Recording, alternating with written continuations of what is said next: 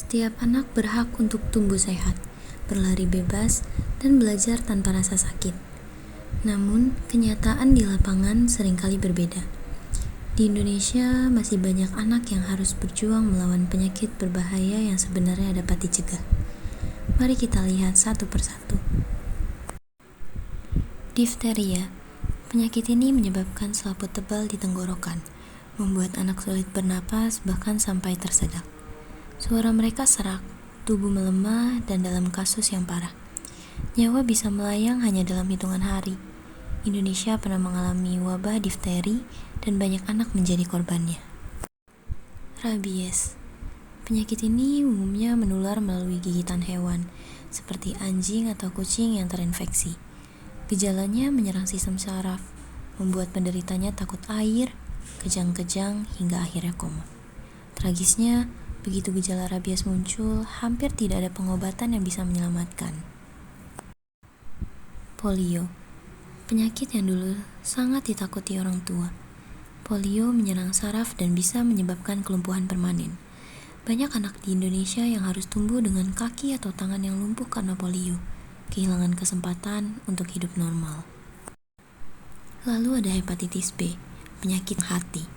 Infeksi ini bisa menimbulkan kerusakan hati sejak anak masih kecil dan beresiko berlanjut menjadi penyakit hati kronis, bahkan kanker hati di usia dewasa.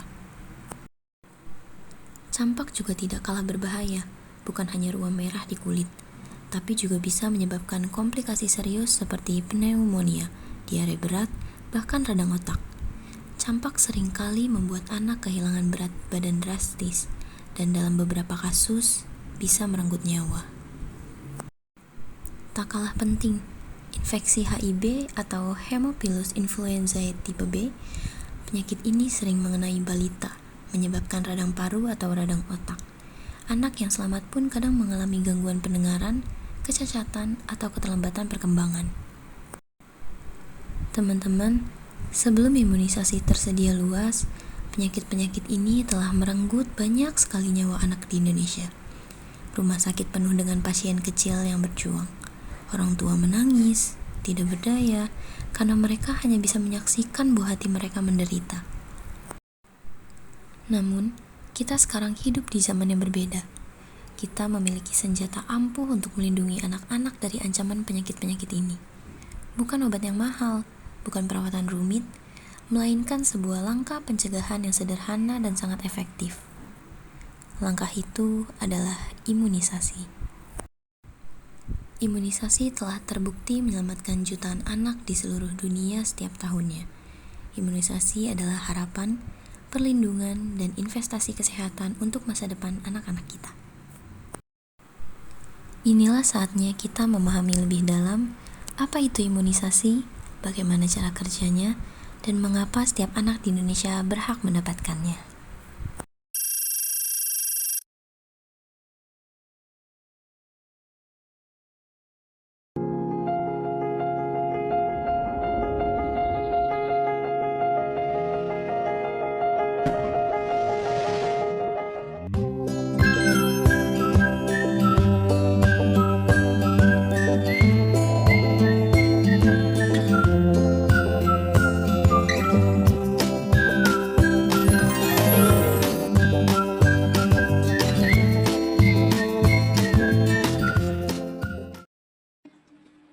Halo teman-teman, selamat datang di video edukasi kesehatan.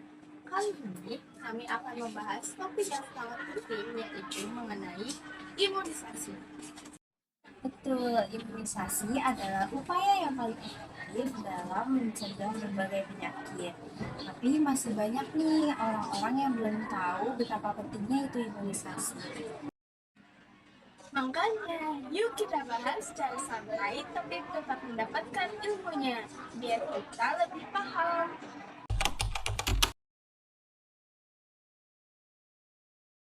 Jadi imunisasi itu apa sih? Imunisasi adalah proses pemberian vaksin ke dalam tubuh untuk menyerang sistem kekebalan agar membentuk antibodi. Dengan kata lain, imunisasi itu melatih tubuh kita supaya bisa melawan penyakit tertentu tanpa harus sakit terlebih dahulu. Imunisasi ada dua jenis, yaitu imunisasi aktif dan imunisasi pasif. Imunisasi aktif diberikan melalui vaksin, di mana tubuh akan menghasilkan antibodi sendiri. Contohnya ada imunisasi BCG, DTP, polio, dan campak. Sedangkan pada imunisasi pasif diberikan antibodi melalui suntikan imunoglobulin, contohnya pada rabies dan hepatitis.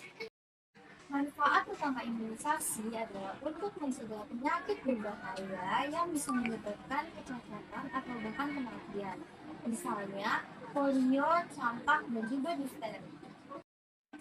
Selain itu, imunisasi juga menciptakan kekebalan kelompok atau herd immunity. Jadi, orang yang sudah imunisasi, penyebaran penyakitnya akan terhambat. Imunisasi juga membantu menurunkan angka kesakitan dan kematian pada anak, bahkan bisa menekan biaya pengobatan di masyarakat.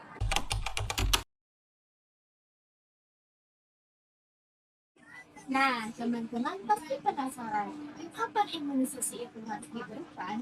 Di Indonesia, ada jadwal imunisasi yang direkomendasikan oleh WHO. Misalnya, 0 bulan untuk hepatitis B, 1 bulan untuk BCG dan polio. 2-4 bulan untuk DPT, HIV, polio dan hepatitis B, 9 bulan untuk campak, dan 18 bulan untuk DPT serta polio ulangan. Selain itu, ada imunisasi tambahan seperti BCG, rotavirus, dan influenza.